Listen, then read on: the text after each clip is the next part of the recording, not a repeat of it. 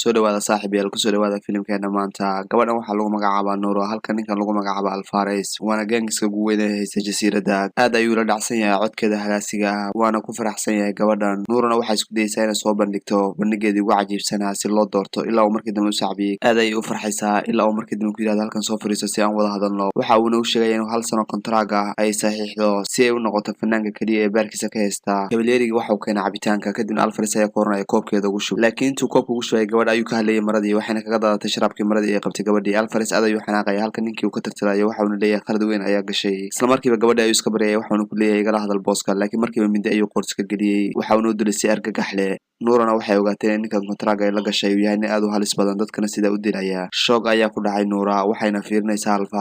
Alfares waxa uu ku leeyahay ciqaabtan oo kale ayaa marsiya cid kasta oo khalad gasha halka wiilkii Afrikaanka meedkiisii lagu soo tuuray badda ninkan waxa lagu magacaabaa Mark waxa uu ka tirsan yahay gaangiska Mareykanka waxaanu ku nool yahay magaalada Los Angeles isaga iyo saaxiibkii halkan ayay joogaan waxayna kala gadayaan drugs waxa uu ka mid yahay kooxaha ugu halista badan Los Angeles isla markiiba telefoon ayaa soo dhacay waxaana loo sheegay in walaalkii la dilay jasiiradda ayuu dib ugu soo laabtay isagoo soo qaatay saxiimadan jasiiradii ayuu ka soo degay ilaa uu markii dambe yimid guriga Markna waxa uu yimid halkan waxa uu la fadhiyaa hooyadiis aad ayay u murugaysan yihiin waxayna joogaan tacsidii wiilkoodii kadibna waxa ay imaanayaan qabrigii lagu aasayay walaalkii isla markiiba gabadhan ayaa ubax dul dhigaysa halka hooyadiis ka ooyeyso laakiin wixii ugu yaabka badnaa waxay ahayd inuu Alfares yimid tacsidii si uu la qaybsado dareenka hooyadii ayuu imaanaya waxa uu ku leeyahay wiilkaaga aad ayuu wanaagsanaa waana ka xumaa inuu dhintay mar kale Mark ayuu imaanaya waxa uu ku leeyahay waa ka xumaa inuu walaalkaa dhintay isla markiiba wuu isaga tagay Alfares dhammaan dadkii waa isaga dareereen goobtii Mark waxa uu soo qaatay gaarigiisii waxa uu halkan keenay hooyadiis kadibna hooyadii waxay ku dhahaysaa waxaan ku tusayaa xasuusiyuu ka tagay walaalka kartoonkan ayay furayaan ilaa ay markii dambe hooyadii u dhibtay sawirada wiilkeedii dhintay Markna waxa ugu dambeysay walaalkii 11 sano ka hor waxa uu iskaga tagay jasiiraddan waxa uu ahaa mid ka mid ah gaangiska ugu weyn jasiiradda ka jira subaxnimadii xigtay Mark waxa uu yimid xaruntii police stationka ahayd isla markiiba gudaha ayuu soo galay waxa uu la kulmayaa ninkii booliska waa uu fiirinaya waana saaxiibkiisii hore waa uu salaamayaa saaxiibkiisii hore halkan soo fariisa ayuu leeyahay waan uu soo dhaweynayaa balse isla markiiba Mark waxa uu weydiinayaa ninkan booliska kiiska walaalkii laakiin waxa uu sheegay inuusan ahayn kiiska walaalkii xog ku saabsan caddaynta ciddii dishay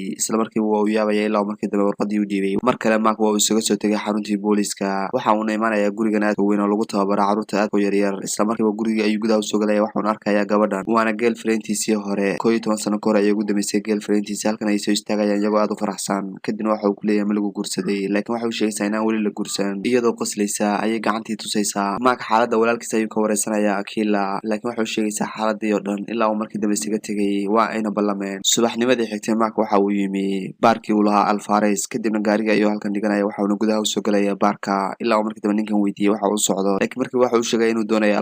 Alfares ayaa maqlaya codkiisa waxa uu ku leeyahay soo dhawow Alfares waxa uu ku oranaya maxaa aniga iga doonaysaa laakiin waxa uu sheegay inuu rabo inuu ka wareysto walaalkiis isla markiiba Mark waxa uu ku leeyahay booliska ayaa ka helaysaa Mark waxa uu sheegay Alfares inuu isaga u shaqayn jiray laakiin markii uu soo baday waxa uu ku leeyahay walaalka wuxuu la shaqayn jiray kooxda gaangis ah ilaa uu markii dambe warqadan u dhibay laakiin waa weydiinaya waxa uu ku leeyahay maxay tahay laakiin Alfares waxa uu sheegayaa inay locationka gaangiska iyo walaalkiisu shaqayn jiray waxa uu ku leeyahay iyaga uu tagay ayaa ku sheegay cidda dishay isla markiiba uu isaga soo tagayaa halka Alfares uu yaray securitygiisa waxa uu ku leeyahay waa in la dilaa ninkan caawa mana doonayo inuu sii noolaado Mark gaarigiisa ayuu soo qaatay waxa uu yimi halkan waana saaxiibkiisii hore oo halkan ku shilshilaya bur isla markiiba gaariga ayuu ka soo degaya waxa uu arkayaa saaxiibkii aad ayuu ugu faraxsan yahay inuu saaxiibkii la kulmay labadooduba way salaamayaan maadaama ay 11 sano ka horeysan saarag laakiin waxa uu sheegay inuu u baahan yahay inuu caawiyo kiiska walaalkii wax kasta oo aad u baahan tahay ayaan ka caawin doonaa ayuu yiri Markna waxa ugu muhiimsan inuu halkan ku qariyo hooyadiis maadaama uu dagaal galay si aysan Alfares iyo tiimkiisa aysan gacanta ugu dhigin hooyadii halkan ayuu Mark waxa uu qodayaa dhulka waana meel uu 11 sano ka hor ku aasay qoryo iyo hub uu ku dagaalami jiray markii uu ahaa gaangiska ugu weyn jasiiradda sanduuqan ayuu dhulka hoostiisa kala soo baxaya waxaana ku jira hubkiisii oo dhan habeennimadii ayuu ku soo laabtay baarkii kadibna waxa uu ka soo degayaa gaariga gudaha ayuu soo galayaa baark waxaana jooga koox gaangis ah isla markiiba uu gudaha ayuu soo galayaa waxa uuna daminayaa samacadii dhammaantood ay ku qaylinayaan waxaana ku leeyihiin yaa xaq u siina samacadda damisid laakiin waxa uu ku leeyahay dagaal uma socdo waxaan doonayaa kaliya inay sheegtaan cidda dishay walaalkay laakiin gaangiska waxay dareerinayaan dhammaan dadkii meesha ku jira waxaana diyaar u yihiin dagaal ilaa uu markii dambe ku yiri istajiya anuu dagaalkiina ma rabo ninkan ayaa baaskoolad qabanaya ilaa uu markii dambe baaskoolada ka qaaday Mark kadibna iyagii ayuu qabtay ilaa ay markii dambe gacmaha wada taageen dhammaantood laakiin markiiba waxa uu ku leeyahay istajiya anigu uma socdo wax dagaal ah baaskoolada ayuu khasnada ka saaraya ilaa uu miis ka saaray ninkan ayaa tooriyo la soo baxay waxaanu ka soo maraya xagga dambe ilaa uu markii dambe Mark ninkii qabtay kadibna waxa uu ka jebinaya gacanta ilaa dhulka ku tuuray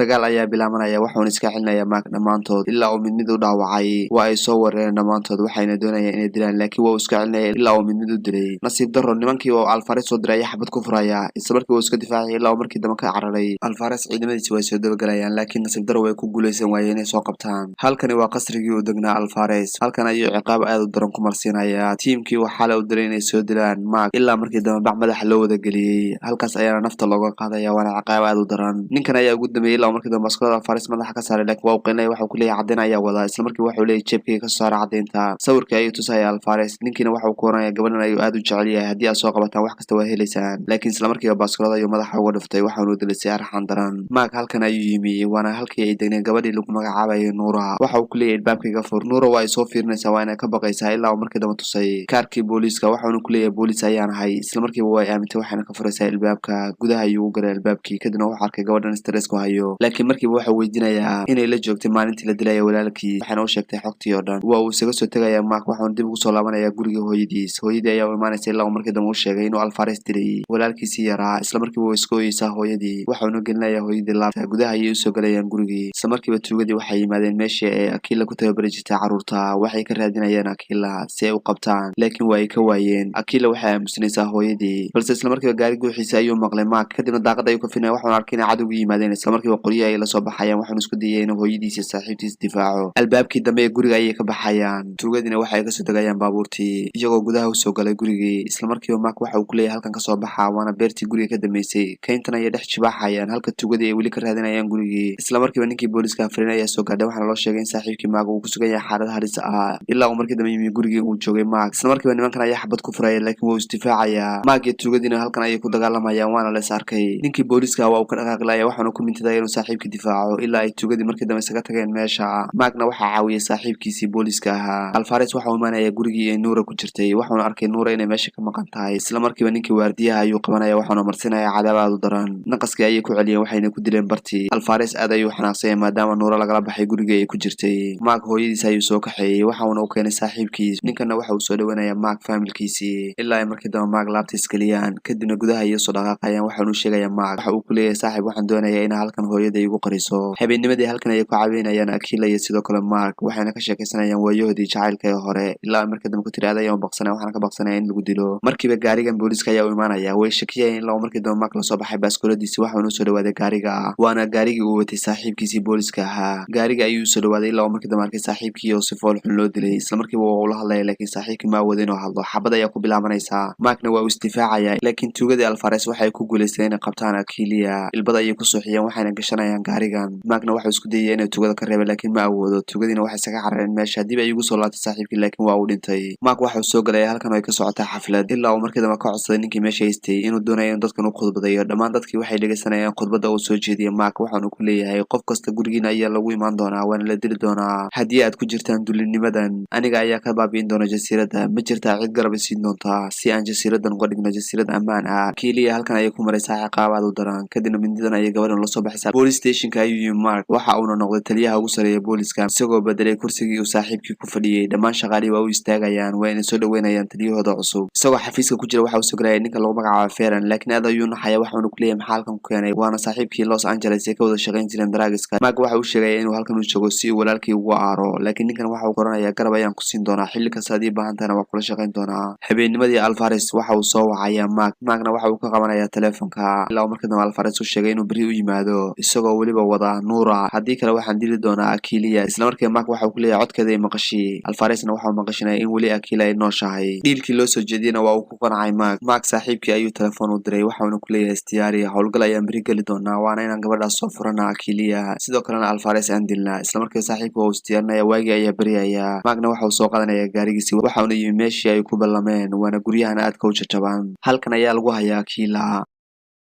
isla markii saaxiibkii Ferran iyo booliiskiisii waxay gudaha u soo galeen halkan waxayna doonayaan inta ay Mark iyo Alvarez wada hadlayaan inay soo furtaan gabadhii Akila ahayd Akilana halkan ayay ku xirxiran tahay isla markiiba ninkan ayaa gudaha u soo galaya kadibna waxa uu dilayaa ninkii security-ga ahaa halkan Mark uu kala socdo xaaladoo dhan samacadda dhegta ugu jirta gudaha ayuu soo galay Mark ilaa markii dambe ninkan security-ga uu baaraya jeebkiisa si uu ogaado inuu sito wax hub ah isla markiiba gaariga ayuu kasoo degay Alvarez security-giisina waxa uu sheegaya inuusan ninkan wadan wax hub ah laakiin waxa uu ku leeyahay telefoon ayaa u diri doonaa gaariga ay saaran tahayna waa uu soo socdaa ninkan askariga ayuu iska soo hormariyay ilaa laba xaba dhabarka looga dhajiyay fareenna waxaa lagu qabtay baaskoolad waxayna ku leedahay isdhaqaajin isla markiiba qoriga ayuu laalaadinaya laakiin markiiba gacantii u qarsaneed ayuu ku tuuraya baaskoolad gabadhiina halkaas ayay ku dhimatay waa uu imaanaya keliya si uu uga furfura xargaha intii uu xargaha ka furfurayay keliya ninkan ayaa gadaal kasoo maray waxaanu ku leeyahay dhaqdhaqaaqi ilaa uu markii dambe qorigii dhulka dhigay markiiba keliya ayaa baaskooladii ka laaday waxayna ku dhufanaysaa laad halka fareen uu qorigiisa soo qaatay ninkiina halkaa ku dilay isla markiiba telefoon ayuu u diraya saaxiibkii waxaanu ku leeyahay akila gacanteena ayay ku jirtaa mark waxuu aflagaadeynaya alfares ninkan ayaa baaskoolad ku qabtay ilaa uu markii dambe baaskooladii ninkii ka qaaday waa uuna dilaya ninkii basada xirnaa isla markiiba ninkii dhulka ayuu ku dhacay waxaana la soo baxay baaskooladii lugta ugu jirtay laakiin markiiba waa la dilay mark waa u yaaban yahay waxaanu fiirinaya xabadda meesha ay ka timid laakiin dadkii magaalada joogo dhan ayaa halkan isugu yimiyey waxayna garab u yihiin mark isla markiiba mark waa u farxaya waxaanu ku leeyahay alfares dadkii aa guumaysatay ayaa halkan wada jooga laakiin maanta jasiiradda waa ay ku midaysan tahay si adiga lagu dilo isla markiiba toore ayuu la soo baxaya waxaanu isku diyaarinaya dagaal odagan ayaa raba inuu dilo laakiin waa uu ka qabanaya mark waxuu leeyahay iska daa aniga iyo isaga ayay noo taallaa ilaa ay markii dambe iskaleen laakiin markiiba mark afka ayuu kaga dhuftay kabtiisii ilaa uu markii dambe wereeray